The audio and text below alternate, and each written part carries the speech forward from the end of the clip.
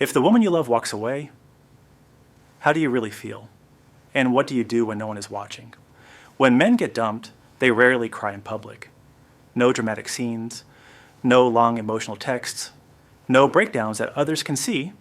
Most of the time, they just go quiet. They say, "I'm fine." They move on with their day.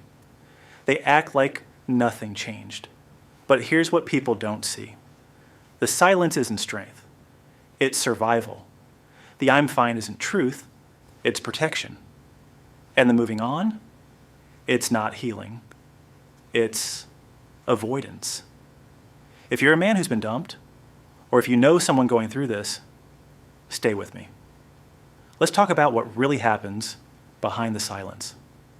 Behind the "I'm fine." Behind the mask that men are taught to wear. See if you recognize yourself in any of these moments, you are not alone. He's 26 years old, works in marketing. Good job, good friends. Life was going well. He'd been with her for 2 years. Not the longest relationship, but the most real one he'd ever had. They talked about traveling together, about moving in, about the future. He thought they were solid. Then one evening, she asked to talk. She said she'd been thinking, that something felt off, that she needed space. He asked, "For how long?" She said, "I don't know. Maybe forever." And just like that, it was over. He didn't cry. He didn't yell. He just nodded. "Okay. If that's what you want." He left her apartment, got in his car, sat in silence for 20 minutes. Then he drove home. That night, he didn't text anyone, didn't call his friends, didn't post anything online. He just sat there, staring at nothing. The next day, he went to work. His coworkers asked, "How was your weekend?" "Good," he said. "Normal." He didn't mention the breakup, not because he was embarrassed, but because saying it out loud would make it real, and he wasn't ready for that.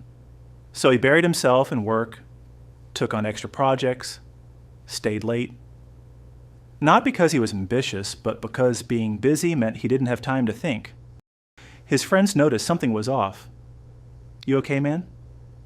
"Yeah, I'm fine. Just tired from work?" They believed him, because men are good at this, good at pretending, good at hiding. On Friday night, they invited him out. "Come on, let's grab some drinks." He went, not because he wanted to, but because staying home alone felt unbearable. At the bar, he laughed at their jokes, drank with them, acted normal, but inside, he felt hollow, like he was watching himself from outside his own body. 2 weeks passed. He hadn't cried once. He told himself that meant he was handling it well, but the truth was, he wasn't handling it at all. He was just numb. He stopped enjoying things. Food didn't taste the same. Music felt flat. Nothing excited him. He'd scroll through his phone late at night, looking at old photos of them together. He never liked or commented, just looked, wondering if she thought about him too. And one night he saw her Instagram story. She was out with friends, smiling, laughing, and something inside him cracked. How could she look so fine while he was barely surviving? That night, alone in his apartment, he finally let himself feel it. The anger, the sadness, the confusion. He sat on the edge of his bed, head in his hands, and cried. Not loud, just quietly, like he'd been holding his breath for weeks and finally exhaled. After that night, something changed. He didn't suddenly feel better, but he felt lighter, like admitting the pain made it less overwhelming. He started small, went to the gym again, called his friends, cleaned his apartment. He even talked to his best friend. Not about everything, but enough. "I miss her," he admitted. And his friend didn't say, "You'll get over it." He just said, "Yeah, man, that's tough." And somehow that was enough. He didn't need solutions. He just needed someone to acknowledge the pain. Slowly, he started to believe that maybe one day he'd be okay. He is 34 years old, senior position at work, financially stable. Life looked successful from the outside, but inside, he felt broken. He'd been with her for 4 years. They lived together, shared everything, talked about marriage. He'd even started looking at rings. But she ended it. She said she felt like they'd grown in different directions, that she loved him but wasn't in love anymore. And hearing that felt worse than anything physical. Because how do you fight that? How do you argue with someone's feelings? You can't. The breakup wasn't just emotional, it was logistical. They had to split the apartment, decide who kept what, untangle 4 years of shared life. He moved into a smaller place, alone. And the silence was deafening. He'd gotten used to coming home to someone, to conversations over dinner, to another person's presence. Now he came home to emptiness, and it felt like he'd lost more than a girlfriend.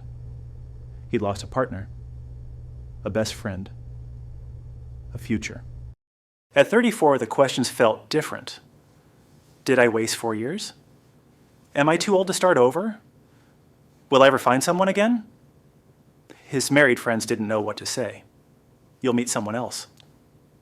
You're still young. But those words felt hollow, because he didn't want someone else. He wanted her. For a while he felt angry. Not at her specifically, but at the situation.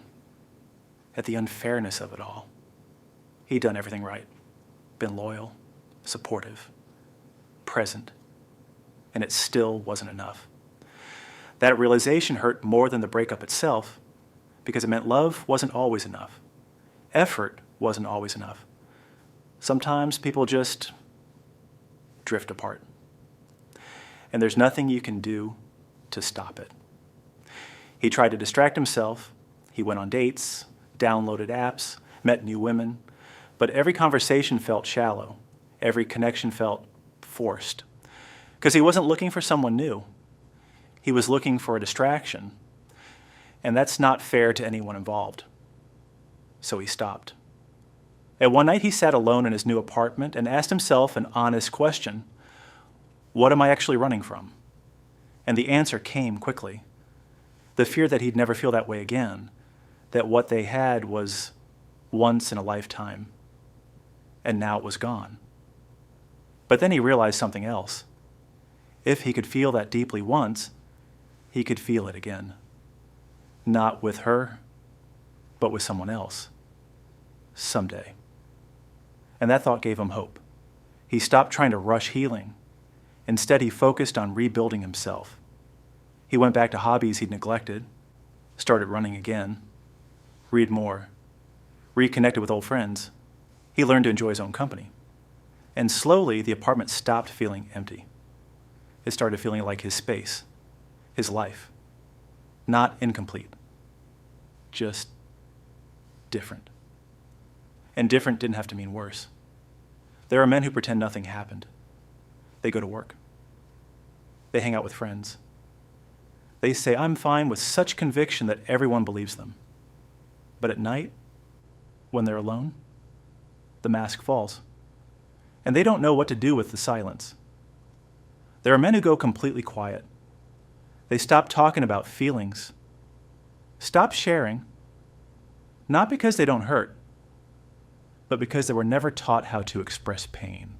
So they carry it alone, in silence, until it becomes too heavy. There are men who turn pain into anger.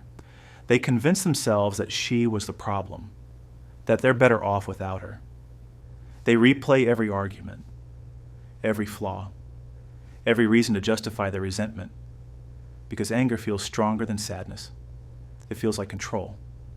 But anger keeps them stuck, and slowly it hardens them. There are men who escape.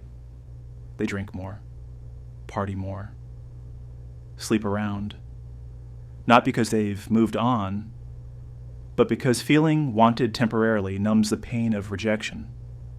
For a moment, they feel powerful again. But when the night ends, the emptiness returns, sometimes heavier than before. There are men who bury themselves in work, long hours, extra projects, no breaks. They tell themselves they're being productive, but deep down, they're just avoiding the quiet moments when the breakup catches up. And exhaustion slowly replaces healing. There are men who replay everything, every conversation, every mistake, every moment they could have done better. They don't talk about it. They just punish themselves silently. And self-blame becomes their constant companion. There are men who stalk their ex online, not because they want her back, but because they need answers. They check her social media, look for signs, try to understand how she moved on so quickly. Each new post feels like confirmation that they were replaceable. There are men who rush into something new. They download dating apps. They want to prove they're still attractive, still wanted. Sometimes it works for a while, but unhealed pain doesn't disappear. It follows them into the next relationship. There are men who feel ashamed for hurting. They believe they're supposed to be strong, unaffected, in control. So they hide the pain. But suppressed pain doesn't vanish. It leaks out as irritability, emotional distance, or numbness. And they become a shell of who they were. And then, there are men who finally slow down. Not because they're ready, but because they're tired of running, tired of pretending. They allow themselves to admit that it hurt, that losing her mattered, that loving deeply came with a cost. They don't rush the healing. They sit with the discomfort. They reflect. They learn. And slowly they reconnect with themselves. They become more honest, more grounded, more whole. They learn to let go of what no longer fits them, and a more complete version of themselves begins to emerge. This is what I've learned. Men don't hurt less after breakups. They just hurt differently. They were taught to endure, not to express, to be strong, not vulnerable, to fix problems, not feel them. But healing doesn't come from ignoring pain.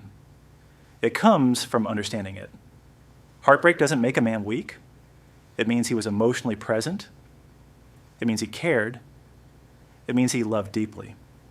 And that ability to care, to love, to feel, is nothing to be ashamed of. It's what makes you human.